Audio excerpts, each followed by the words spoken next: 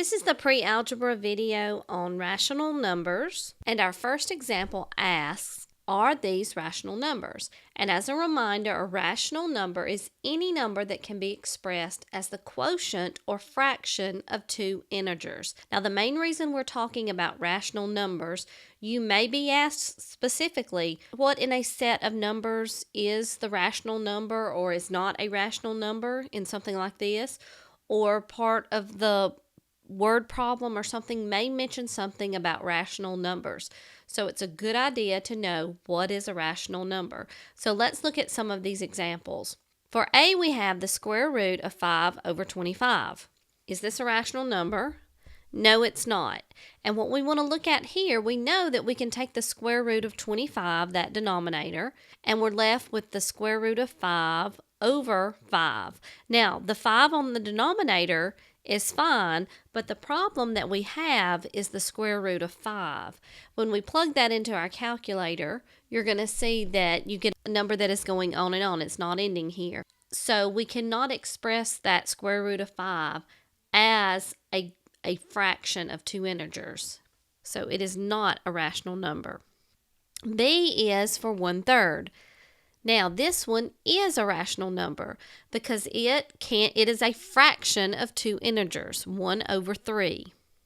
For C part, the square root of 2, the same reason that number A is not is the same here for the square root of 2, because when we look at the square root of 2, it's a number that continues on. It cannot be expressed as a quotient or a fraction of two integers.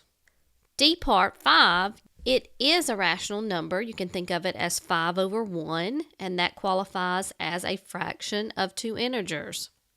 And E part, this decimal, 0.21 and the bar over it means it is repeating. That is a rational number. A repeating number is a rational number. It can be expressed as a fraction of two integers. Now here's the test yourself problem. Give it a try, pause the video, and see if you get the right answer.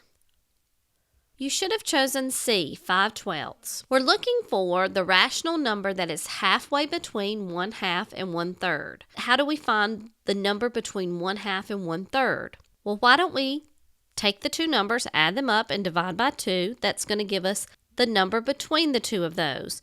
Now, to add 1/2 and 1/3, we need to get a common denominator. So we get 6 as the common denominator, and we're left with 3/6 plus 2/6 over 2. And when we simplify that, it comes out to be 5/6 times, we're going to flip-flop and multiply. With that 2 on the denominator becomes times 1/2. And so our answer becomes 5/12. So that is the rational number because it is a fraction composed of two integers.